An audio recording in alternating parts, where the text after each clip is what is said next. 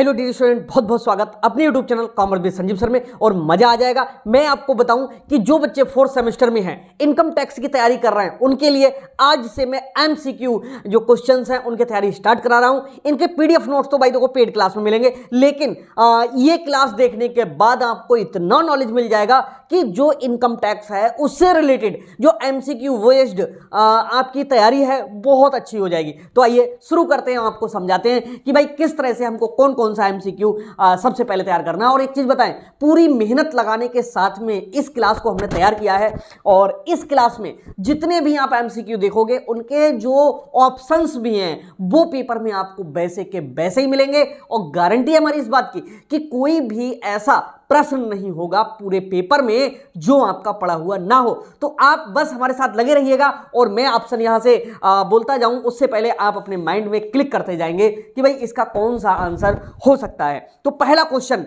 बहुत most important question है, वो है भारत में सर्वप्रथम आयकर कब लगाया गया था, यानी इंडिया के अंदर पहली बार इनकम टैक्स हमारा कब लगा था। जो चार सने आपको दी हुई होंगी, चार ऑप्शन है। पहला ऑप्शन है 1860 में, दूसरा ऑप्शन है 1886 में, तीसरा ऑप्शन है 1918 में और चौथा ऑप्शन है 1961 में। तो इसका सही आंसर आपको पता होगा कि भारत में जो पहली बार आयकर लगाया गया था वो लगाया था 1860 में। ओके, दूसरा क्वेश्चन बहुत मोस्ट इंपॉर्टेंट है कि भारत में आयकर की शुरुआत किसने की थी, और जिसने की थी तो उसका नाम आपके लिए एक ऑप्शन के रूप में मिलेगा। पहला है सर विक्रम बत्रा ने, दूसरा सर जेम्स विल्सन ने, तीसरा सर हेनरी फोर्ड ने और चौथा इनमें से कोई नहीं है। तो आपको सही आंसर इसका जो क्वेश्चन का है वो क्लिक करना है। जो कि भारत में आयकर जो लगा है वो उसको लगाने वाले जो प्रथम व्यक्ति थे या जन्मदाता उनके लिए कहेंगे, वो हैं सर जेम्स विल्सन। अगला क्वेश्चन है हमारा कि आयकर है क्या है, बहुत इंपॉर्टेंट है ये। इनकम टैक्स क्या है? नंबर एक डायरेक्ट टैक्स है यानी प्रत्यक्ष कर है, दूसरा अप्रत्यक्ष कर है, नंबर तीन व्यापार कर है और नंबर चार इनमें से कोई नहीं। तो इनकम टैक्स जो हमारा टैक्स है वो एक प्रकार का कैसा टैक्स है? प्रत्यक्ष कर है। प्रत्यक्ष का मतलब है कि उसी व्यक्ति पर लगता है ये जिस व्यक्ति की इनकम होती है। और इसके बाद में जो परमानेंट जो लोग यहाँ इंडिया में निवासी हैं तो उनकी कितनी रुपए तक की आय कर से मुक्त है, बहुत इंपॉर्टेंट है यहाँ पर। यानी निवासी व्यक्ति के लिए हमारे देश में कितने रुपए तक की आय कर से मुक्त है जो हमारे देश का नागरिक है और जिसकी आयु 18 वर्ष से अधिक है, 60 वर्ष से कम है। ओके, तो उसमें पहली बार में बता रहे हैं 3 लाख रुपए, सेकंड नंबर पे ऑप्शन है आपका 2,50,000 रुपए, अगला है 5 लाख रुपए और चौथा है इनमें से कोई नहीं। तो मैं आपको बताऊं, आप जो लोग पहले से पढ़ रहे हैं उनको पता होगा कि इस बार 22 और 23 में जो दरें निर्धारित हुई हैं वो 2023 के लिए 2.5 लाख रुपए तक की आयकर से कैसी है? मुक्त की हुई है। ओके, और अगला क्वेश्चन बहुत ही ज़्यादा मोस्ट इंपॉर्टेंट है। इस क्वेश्चन को आप बहुत ध्यान रखेंगे और बहुत जल्दी गलत होता है। क्या है क्वेश्चन? आयकर की दरें निर्धारित की जाती हैं, जो इनकम टैक्स है उसकी जो रेट है वो फिक्स्ड की जाती है। उसको फिक्स्ड कौन करता है? पहले नंबर पे ऑप्शन में हमने रखा है अध्यादेश द्वारा। अध्यादेश का मतलब है कि गवर्नमेंट ऑर्डर के द्वारा, ठीक है। दूसरा है आयकर अधिनियम के द्वारा, यानी इनकम टैक्स लॉ है उसके अनुसार। और अगला है सीबीडीटी की अधिसूचना द्वारा। ओके, सीबीडीटी का मतलब समझ रहे हो? सी का मतलब होता है सेंट्रल, बी का मतलब होता है बोर्ड, डी का मतलब होता है डेवलपमेंट, टी का मतलब होता है टैक्स। ओके, इसका फुल फॉर्म भी पूछ सकते हैं, तो आपको याद हो गई होगी अब। और चौथा ऑप्शन है वो है वित्त अधिनियम द्वारा। तो जो इनकम टैक्स की दरें हैं जब बजट जारी होता है तो उसी समय की जाती हैं, तो ये वित्त अधिनियम के द्वारा होता है। इसका सही ऑप्शन आप रट लीजिए कि भारत में जो आयकर की दरें हैं वो वित्त अधिनियम द्वारा जो है दरें निर्धारित की जाती हैं। ओके, और हमारे यहाँ श्रीमती निर्मला सीतारमण जी हैं, उन्होंने ही अभी हाल में ही बजट जारी किया था, तो वो इनके लिए पूरा डिफाइन की थी अपना पूरा बजट में। ओके, चलिए अगला है बहुत इंपॉर्टेंट क्वेश्चन है, करदाता की सकल कुल आय निकालने के लिए कुल आय के कितने शीर्षक होते हैं, यानी आय को कितने शीर्षकों में बांटा गया है, यही प्रश्न है, बस इसको घुमा दिया गया है। ऑप्शन ए है 2, ऑप्शन बी है 4, ऑप्शन सी है 5 और ऑप्शन डी है 6। ओके, तो आपको पता है, इनकम टैक्स पढ़ रहे हो, कि आयकर के जो शीर्षक हैं वो केवल और केवल 5 हैं। ओके, पहला कौन सा है, वेतन है, दूसरा कौन सा है, मकान संपत्ति है, तीसरा कौन सा है, व्यापार एवं पेशे से आय है, और चौथा कौन सा है, पूंजी लाभ है, और पांचवा कौन सा है, अन्य साधनों से आय। इंडिया के अंदर आप कितनी भी जगह से इनकम कर लेना, कितनी भी जगह से पैसे पैदा कर लेना, आपके लिए जो आयकर चुकाया जाता है वो इन 5 शीर्षकों के अंदर ही आपकी इनकम को रख करके तब आयकर चुकाया जाता है। और अगला क्वेश्चन बहुत इंपॉर्टेंट है, पैन का पूरा नाम क्या है। ओके, पैन, जो पैन कार्ड होता है ना, इसका पूरा नाम पूछ रहा है आपसे, और तरह तरह के गलत इसमें नाम दिए हुए होंगे। जैसे पहले नंबर पे इन्होंने बताया है क्या है, person, P for person, A for account और N for number, person account number. दूसरा है पैन का full form personal account number के बाद परमानेंट अकाउंट नंबर, और तीसरे नंबर पे भी कुछ और है, चौथे नंबर पे भी कुछ और है, तो इनमें बकवास मत पड़िए। पैन का सीधा पूरा नाम है permanent account number. Okay, permanent स्थायी खाता संख्या जिसके लिए हम कहते हैं, ये पूरा इसका नाम है। स्थायी खाता संख्या हिंदी में है और अंग्रेजी में है परमानेंट अकाउंट नंबर। ठीक है, अगला है वर्तमान में आयकर अधिनियम निम्न प्रकार से जाना जाता है। भाई वर्तमान आयकर अधिनियम, वर्तमान समझ लो, वर्तमान का मतलब आज के समय में जो आयकर अधिनियम चल रहा है वो कौन सा अधिनियम है, आयकर अधिनियम 1961 है।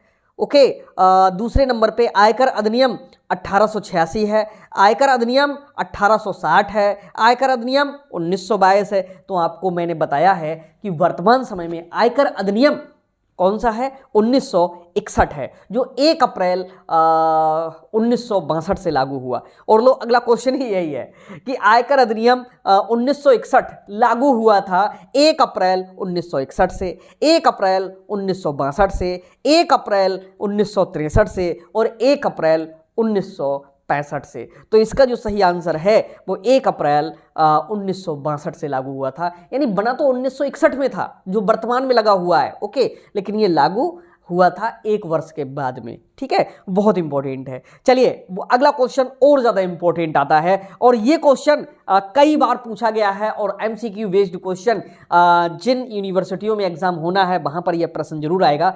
और ये प्रश्न इस तरह के छांटे हुए प्रश्न है कि शायद आपको ये इंडिया में किसी भी बुक में नहीं मिलेंगे, क्योंकि इनमें क्या है, बहुत सारे जो लास्ट ईयर के पेपर्स हैं उनका पूरा डिफाइन करके समझ करके तब आपके पास तक ये पहुंचाए जा रहे हैं। क्योंकि ये पेड क्लास में जो बच्चे हमारे जुड़े हुए थे तो वो कह रहे थे कि सर जी हमारा जो ऑप्शनल पेपर होगा ऑब्जेक्टिव टाइप का होगा। तो मैं आपको बताऊं, जो लोग हमसे जुड़े हैं, मेरी एक ही बात आप सुन लीजिए कि आपका भरोसा टूटे नहीं पाएगा। तो उन लोगों के लिए इसके PDF वगैरह हैं, सारे के सारे प्रोवाइड होते रहेंगे। बहुत अच्छी तैयारी होगी शुरू से लेकर लास्ट तक। ये समझ लो कि इनकम टैक्स में पूरे 75 में से 75 मार्क्स आपको मिलना चाहिए। ओके, एक आध कट गया, कहीं कट गया, नहीं तो बहुत अच्छे। और फीस भी अभी बहुत कम है, बहुत कम फीस में पूरा सेमेस्टर 4 सेमेस्टर हो रहा है। तो जो लोग ज्वाइन करना चाहते हो तो ऑफिस का नंबर है 9719811101 97 198 3 बार 101। ओके, आप ज्वाइन कर सकते हैं। ओके, चलिए अगला क्वेश्चन है कि प्रत्येक वर्ष 1 अप्रैल से प्रारंभ होने वाली 12 माह की अवधि को क्या कहा जाता है। प्रत्येक वर्ष 1 अप्रैल से प्रारंभ होने वाली जो नया वर्ष हमारा शुरू होता है, अंग्रेजी जो कैलेंडर है वो 1 जनवरी से शुरू होता है, लेकिन जो फाइनेंशियल है वही तो हमारा शुरू होता है। तो उसको कहा क्या जाता है 12 महीने की अवधि को, तो कहा जाता है नंबर 1 गत वर्ष कहा जाता है, नंबर 2 पे इन्होंने कहा लेखा वर्ष कहा जाता है, नंबर 3 पे कर निर्धारण वर्ष कहा गया है, और नंबर 4 पे वित्तीय वर्ष कहा गया है। और सबसे ज़्यादा गलती होती है कि 1 अप्रैल से प्रारंभ होकर के अगले वर्ष की 31 मार्च तक का, यानी 12 महीने का जो समय है, बच्चे सोचते हैं कि ये हमारा वित्तीय वर्ष कहलाता है। ओके, लेकिन सच बात ये है कि ये कर निर्धारण वर्ष, आयकर में इसको कर निर्धारण वर्ष कहते हैं, क्योंकि 1 अप्रैल से लेकर के और अगले 12 महीने तक के लिए जो वर्ष बनता है वो कर निर्धारण वर्ष बनता है। ओके, तो 12 महीने की अवधि लिखा होगा तो यही कहेंगे। और वित्तीय वर्ष किसे कहेंगे? जो 1 अप्रैल से स्टार्ट हो और साथ में तारीख भी बताए कि 31 मार्च को खत्म होगा। ओके, तो आप वित्तीय वर्ष लगाना, और जब कहे 12 महीने की अवधि को कहा जाता है तो आप क्या लगाएंगे? कर निर्धारण वर्ष। इस क्वेश्चन में सबसे ज्यादा कंफ्यूजन होता है। ओके, चलिए अगला जो क्वेश्चन है वो है आय की परिभाषा है। भाई आय की परिभाषा है, आय इनकम। आप समझ रहे होंगे कि इनकम की परिभाषा है कैसी है भाई? बहुत पेचीदा परिभाषा है। ये ऑप्शन आते हैं पेपर में। ओके, पेचीदा परिभाषा है, पूर्ण परिभाषा है, सरल परिभाषा है, सम्मिलित की हुई परिभाषा है। तो मैं आपको बताऊं जो आयकर की परिभाषा है वो सम्मिलित की हुई परिभाषा है, क्योंकि आय में बहुत सारी चीजों को शामिल किया गया है। आप सर्च करके देख सकते हो कि आय में क्या क्या शामिल किया गया है। ओके, अगला है आयकर अधिनियम पारित किया गया। कब किया गया? आयकर अधिनियम, इनकम टैक्स लॉ कब पारित किया गया? ऑप्शन आपके लिए हम देते हैं, 4 ऑप्शन देते हैं। पहला है 1981 में, दूसरा है 1971 में, तीसरा है आपका 1951 में, और चौथा है 1961 में। तो इसका जो सही आंसर है वो आपको पता है कि आयकर अधिनियम जो पारित हुआ था, प्रथम आयकर की बात नहीं कर रहे हैं, आयकर अधिनियम की हम बात कर रहे हैं, ये 1961 में लागू हुआ था, उसी की बात कर रहे हैं। ओके, और ऐसे में ऑप्शन 1860 वाला होगा ही नहीं, 1962 वाला होगा ही नहीं, 1961 वाला ही पेपर में दिया हुआ होगा। चलिए, गत वर्ष से क्या तात्पर्य है? बहुत इंपॉर्टेंट है, प्रश्न कई बार पूछा गया है ये। गत वर्ष से क्या तात्पर्य है? तो पहला जो ऑप्शन है वो है वित्तीय वर्ष, दूसरा है हिसाबी वर्ष, तीसरा है कैलेंडर वर्ष, और चौथा है कर निर्धारण वर्ष से पूर्व का वित्तीय वर्ष। तो यही सही है। जो गत वर्ष होता है, जो कर निर्धारण वर्ष चल रहा होता है बेटा, इससे ठीक 1 वर्ष पूर्व का होता है, जिसको हम कहते हैं गत वर्ष। अब इसके बाद में आयकर की गणना की जाती है। बहुत इंपॉर्टेंट है ये भी क्वेश्चन, आप सुनोगे तो आपको खुद लग रहा होगा कि कितने सिलेक्टेड क्वेश्चंस हैं ये इनकम टैक्स में पूछे जाने वाले। तो पहला है आयकर की जो गणना की जाती है, नंबर 1 पूंजी पर, नंबर 2 संपत्तियों पर, नंबर 3 व्यापारिक लाभों पर, नंबर 4 आय पर। तो आपको तो पता है कि आयकर हमेशा किस पे लगाया जाता है? आय पे लगाया जाता है। तो इसका जो सही ऑप्शन होगा वो कौन सा होगा? आय पर होगा। इसके बाद में है 11वें नंबर पे कर निर्धारण वर्ष की अवधि होती है। भाई बहुत इंपॉर्टेंट है, कर निर्धारण वर्ष की जो अवधि होती है वो कब से होती है? 1 जनवरी से 31 दिसंबर तक, 1 अप्रैल से 31 दिसंबर तक, 1 अप्रैल से 31 मार्च तक, 1 जुलाई से 30 जून तक। तो इसकी जो सही अवधि होती है 1 अप्रैल से स्टार्ट होता है और 31 मार्च तक एंड हो जाता है। तो इस तरह के क्वेश्चन आपसे भी उम्मीद होगी कि श्योर पूछे जाएंगे। देखो क्वेश्चन इन्हीं में से होंगे, बच नहीं सकता कोई भी क्वेश्चन। ओके, और ये अगर क्लास आपको अच्छा लग रहा हो तो हम ये अनुरोध करेंगे कि चैनल को सब्सक्राइब कर लें। और अगर बहुत अच्छी तैयारी करना है, जीवन में अगर कुछ बनना है, तो पेड क्लास मात्र 1200 में अभी है, और थोड़े दिनों में इसकी फीस 1500 हो जाएगी। जो 4-5 हज़ार का आपका सेमेस्टर निपटता था वो हमारे चैनल पे बहुत ही कम फीस में 1200 से 1500 की फीस में आपके लिए दिया जा रहा है। ओके, तो 1-1.5 महीने की कोचिंग ऑफलाइन अगर ज्वाइन करते आते जाते, उससे कई गुना ये बेहतर होगा। ओके, अगला है कर निर्धारण की अवधि होती है, ये हो गया प्रश्न। इसके बाद में अगला क्वेश्चन है आयकर उन व्यक्तियों पर लगाया जाता है। किस पर लगाया जाता है? बहुत इंपॉर्टेंट है। ओके, आयकर उन व्यक्तियों पर लगाया जाता है। नंबर 1 है जिनकी आय भी गत वर्ष में करमुक्त सीमा से कम है। गत वर्ष में करमुक्त सीमा से कम है, उन पर आयकर नहीं लग सकता है। दूसरा नंबर है जिनकी आय किसी भी गत वर्ष में कर मुक्त सीमा से अधिक है। बिल्कुल, आयकर तभी लगेगा जब तुम्हारी आय कर मुक्त सीमा से अधिक हो। ये कर मुक्त सीमा कौन सी है? जो इस साल के लिए 2.5 लाख रुपए है। ओके, और जो लोग 60 वर्ष से ज़्यादा हैं और 80 वर्ष से कम हैं उनके लिए 3 लाख तक आयकर आय जो है वो कर मुक्त है। और जो लोग 80 वर्ष से भी ऊपर हैं उनकी 5 लाख तक की आय आयकर से कैसी है? मुक्त है। ओके, तो आयकर उन व्यक्तियों पर लगाया जाता है जिनकी आय किसी भी गत वर्ष में कर मुक्त सीमा से कम है। ये ऑप्शन गलत है। दूसरे नंबर पे जिनकी आय किसी भी गत वर्ष में कर मुक्त सीमा से अधिक है, ये सही है। जिनकी आय किसी भी गत वर्ष में 2.5 लाख रुपए तक है, नहीं, 2.5 लाख तक की तो कर मुक्त ही है। जिनकी आय किसी भी गत वर्ष में 2.5 लाख रुपए ही है तो उस पर भी टैक्स नहीं लगेगा। 2.5 लाख से कम है तब भी नहीं लगेगा, 2.5 लाख तक तो लग ही नहीं रहा है। ओके, चलिए, तो बहुत अच्छा ये प्रश्न था। अगला है भारत में सर्वप्रथम आयकर निम्न में से किसके द्वारा लगाया गया था। ये फिर से क्वेश्चन रिपीट हुआ है, लेकिन इसके ऑप्शन बदले हुए हैं।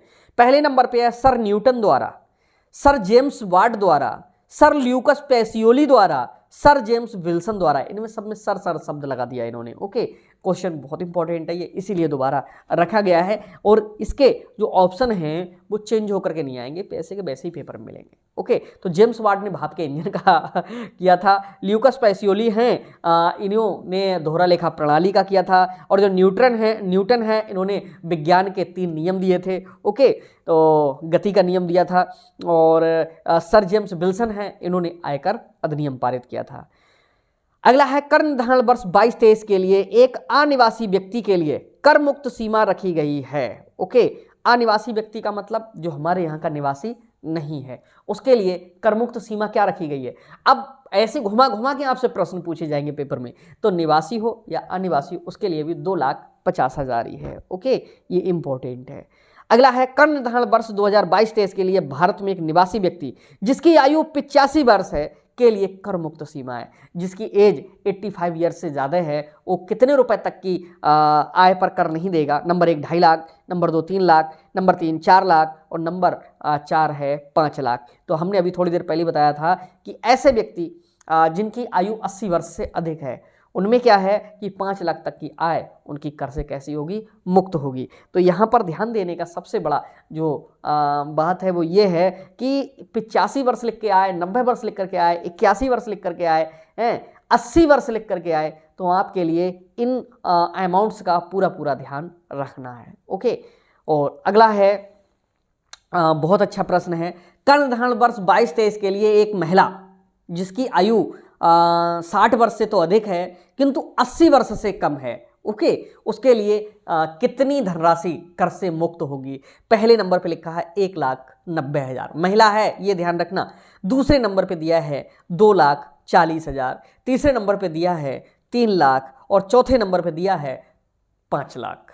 तो एक महिला को भारत में कितने रुपए तक की जो आयकर की राशि है वो कर मुक्त है, यह आप कमेंट्स करके हमको अभी बताइए। और इसका जो आंसर है बहुत इंपॉर्टेंट है क्योंकि महिला शब्द लिखा हुआ है और वो 60 वर्ष से अधिक की हैं और 80 वर्ष से कम की हैं। तो कितने रुपए तक की आय कर से मुक्त होगी जरा कमेंट करके अभी बताइएगा। ओके, और इसका जो आंसर है हम कल बताएंगे।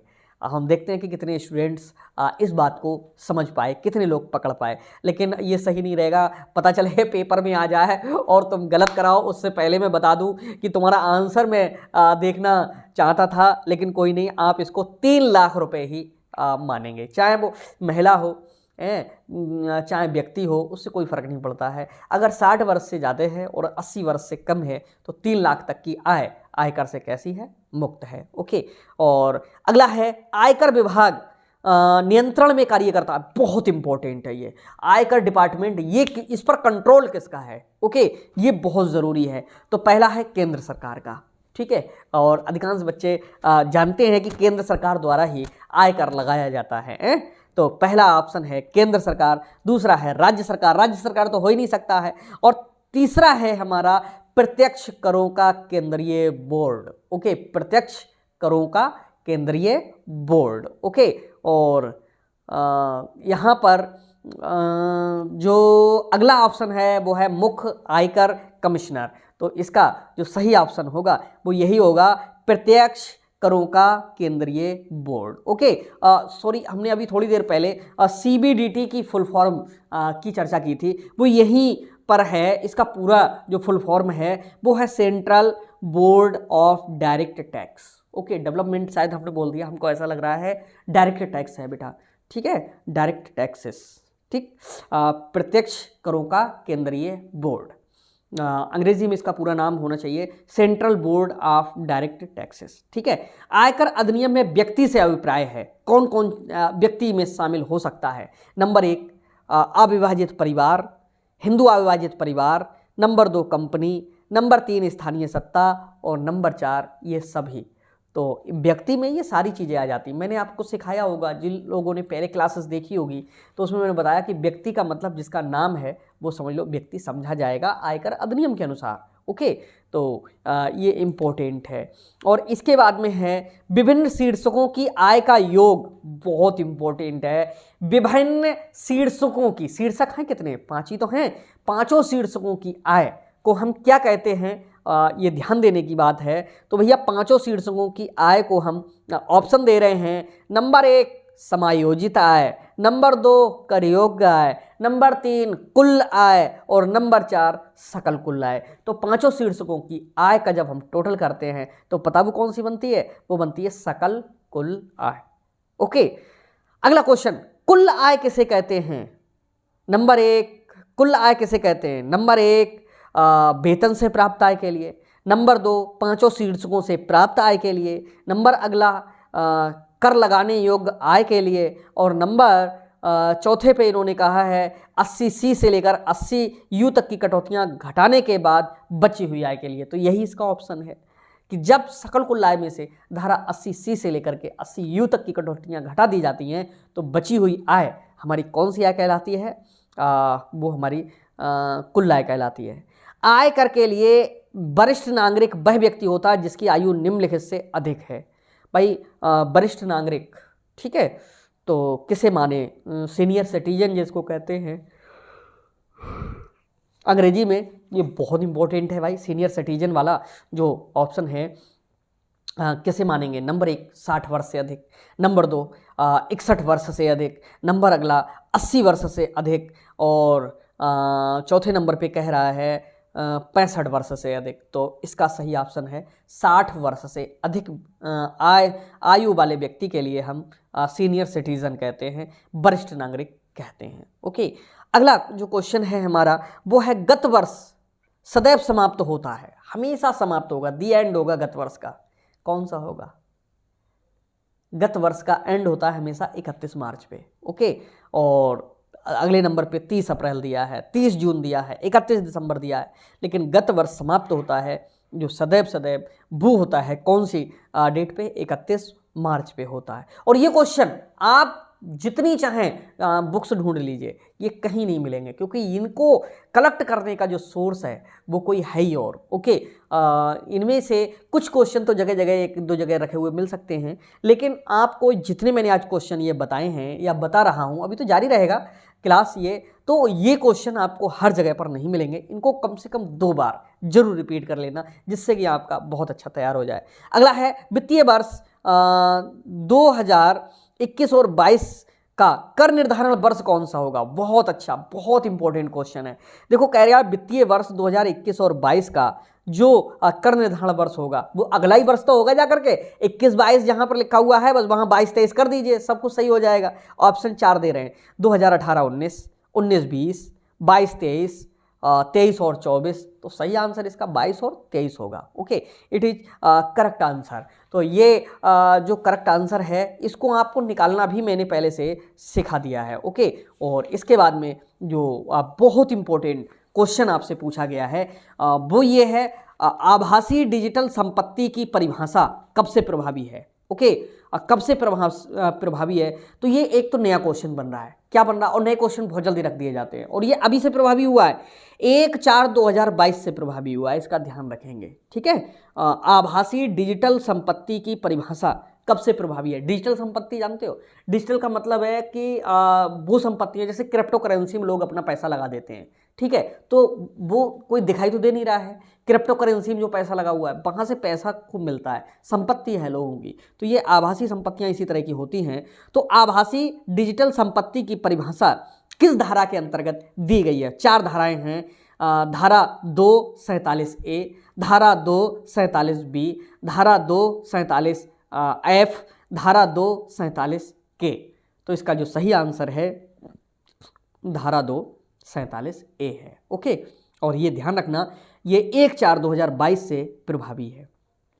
अगला, आयकर निम्न में से किस सरकार के द्वारा लगाया जाने वाला कर है? नंबर 1 दिल्ली सरकार द्वारा, नंबर 2 राज्य सरकार द्वारा, नंबर 3 जो व्यक्ति जिस प्रदेश में रह रहा हो उस प्रदेश सरकार के द्वारा, और नंबर 4 केंद्रीय सरकार द्वारा। तो इसका जो सही ऑप्शन है आपको पता है, सेंट्रल गवर्नमेंट यहाँ पर इसके लिए लगाती है। ओके, तो आयकर केंद्रीय सरकार द्वारा लगाए जाने वाला एक महत्वपूर्ण प्रत्यक्ष कर है। ये परिभाषा भी हमने आपके लिए लिखवाई थी। ठीक है, अगला जो क्वेश्चन है वो है केंद्रीय बजट में आयकर से संबंधित परिवर्तनों का प्रभाव केवल साधारण नागरिकों पर ही नहीं होता बल्कि निम्न में से किस किस पर होता है। ओके, यानी अगर केंद्रीय बजट में कहीं पर भी इनकम टैक्स में परिवर्तन होता है तो जो नागरिक हैं उन पे तो प्रभाव पड़ता ही है, और निम्न में से किस किस पे पड़ता है। नंबर 1 शेयर बाजार, नंबर 2 पूंजी बाजार, नंबर 3 बैंक, नंबर 4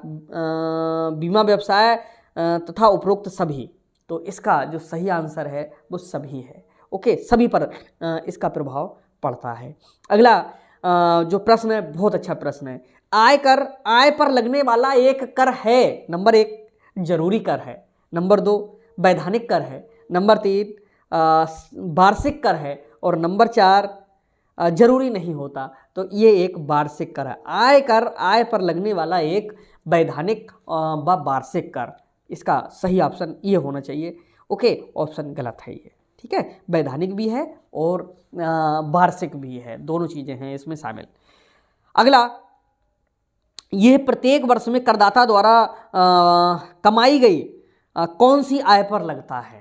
ठीक है, तो आयकर की बात कर रहे हैं, वो कह रहे हैं कि आयकर जो लगता है किसी भी व्यक्ति ने वर्ष भर कमाई हुई है उसकी कौन सी आय पर लगता है। नंबर 1 सकल आय पर, नंबर 2 सकल कुल आय पर, नंबर 3 कुल आय पर, और नंबर 4 उपरोक्त में से सभी। तो आपको पता होना चाहिए कि आयकर अब कुल आय पे लग रहा है। कुल आय में धारा 80C से लेकर के 80U तक की कटौतियाँ घटी हुई होती हैं। ओके, निम्न में से कौन करदाता नहीं है। ओके, नंबर 1 एक व्यक्ति, नंबर 2 फर्म, नंबर 3 हिंदू अविभाजित परिवार, और नंबर 4 उपरोक्त सभी हैं।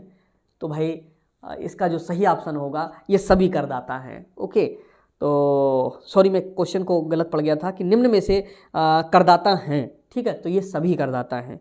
ओके, अगला जो बहुत इंपॉर्टेंट क्वेश्चन है वो है आयकर किसे देना होता है। ओके, नंबर 1 सभी भारतीय व्यक्तियों के लिए, नंबर 2 विदेशी व्यक्तियों के लिए, नंबर 3 देशी व विदेशी दोनों के लिए, नंबर 4 जिसकी आय कर मुक्त सीमा से अधिक हो। तो इसका सही ऑप्शन आप समझ गए होंगे, चाहे कोई भी व्यक्ति हो जिसकी कर मुक्त सीमा से अधिक इनकम है उसके लिए जो आयकर है वो देना पड़ेगा। अगला है भारत में आयकर आरंभ होने का प्रमुख कारण क्या था। नंबर 1 1860 का फैसला, नंबर 2 1857 की क्रांति, नंबर 3 है युद्ध में आई हानियों को पूरा करने के लिए, और नंबर 4 सर जेम्स विल्सन की मानसिकता। तो इसका जो सही कारण है वो है 1857 की जो क्रांति मेरठ से हुई थी उसके कारण जो आयकर अधिनियम बना है 1857 में आयकर को शुरुआत किया, 1860 में आयकर को शुरुआत किया गया। तो इसका जो कारण है 1857 की क्रांति है। ओके, जिसके आधार पे ही हम टैक्स लगाते हैं। अगला है कि आयकर अधिनियम 1961 में अनेक बार संशोधन हुए हैं। ओके, अनेक बार संशोधन हुए हैं। जो आयकर अधिनियम 1961 बना था वो कब से लागू हुआ। नंबर 1 अप्रैल 1961 से, 1 अप्रैल 1962 से, 1 अप्रैल 1922 से, 1 अप्रैल 1949 से। तो आयकर अधिनियम जो 1961 है इसमें तमाम परिवर्तन हुए, लेकिन वो लग तो 1 अप्रैल 1962 से ही गया, तो वही माना जाएगा। ओके, और इसके बाद में एक लास्ट क्वेश्चन है, कुल आय की गणना कैसे की जाती है। तो नंबर 1 है सरकारी नियमों के आधार पे, नंबर 2 कर नियमों के आधार पे, अगला है आयकर अधिनियम में प्रावधानों के अनुसार, और नंबर 4 है उपरोक्त में से कोई नहीं। तो भाई कुल आय की जो कैलकुलेशन की जाती है वो कर नियमों में प्रावधानों के अनुसार ही की जाती है। ओके, आयकर की राशि का बंटवारा किस किस में होता है। नंबर 1 राज्य सरकार में, नंबर 2 केंद्र सरकार में, नंबर 3 राज्य व केंद्र सरकार दोनों में, नंबर 4 उपरोक्त में से कोई नहीं। तो आयकर की जो राशि है उसका बंटवारा राज्य सरकार व केंद्र सरकार दोनों के बीच में होता है।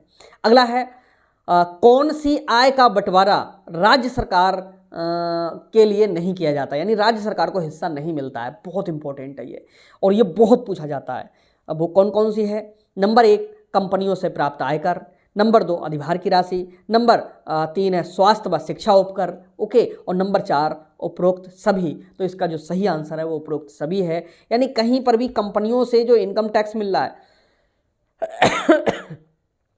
कंपनियों से मिलने वाला जो टैक्स है, अधिभार की राशि है, अधिभार जो होता है वो इनकम टैक्स जितना निकलता है उस पर टैक्स लगता है, ओके, जिसकी आय बहुत ज़्यादा होती है उस पर अधिभार लगता है। इसके बारे में हम आपको पढ़ाएंगे।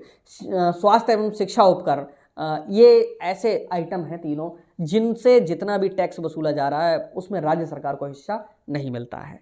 अगला है स्वास्थ्य एवं शिक्षा उपकर, बहुत इंपॉर्टेंट है ये। स्वास्थ्य एवं शिक्षा उपकर, ये दोनों स्वास्थ्य एवं शिक्षा उपकर की दर कितनी है? Number 1 3%, number 2 4%, number 3 5%, number 4 10%।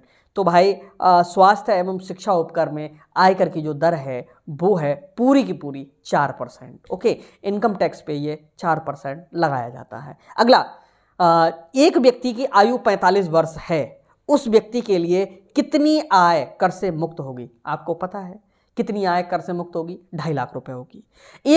एक महिला जिसकी आय 72 वर्ष है उसकी आय निम्न में से कितनी कर मुक्त होगी? Number 1 2.5 lakh, number 2 3 lakh, number 4 5 lakh, number 4 है 3,50,000। तो भाई एक महिला है 72 वर्ष की है तो उसकी जो इनकम है 3 लाख तक कर से मुक्त होगी। मिस्टर एक्स जिनकी आयु 83 वर्ष 6 माह है, कितनी आय पर वो कर नहीं देंगे? ओके, जबकि उनकी आय 17,20,000 है। तो भैया आय दे दी उसने 17,20,000, कह रहा कितनी पे कर नहीं देंगे? तो 5 लाख पे नहीं देंगे, बस घुमा के रखा हुआ है क्वेश्चन को और कुछ नहीं है। तो आज के ये MCQ क्वेश्चन बहुत इंपॉर्टेंट थे। कैसे लगे ज़रूर कमेंट करके बताइएगा और हम मिलते हैं नेक्स्ट क्लास में। तब तक के लिए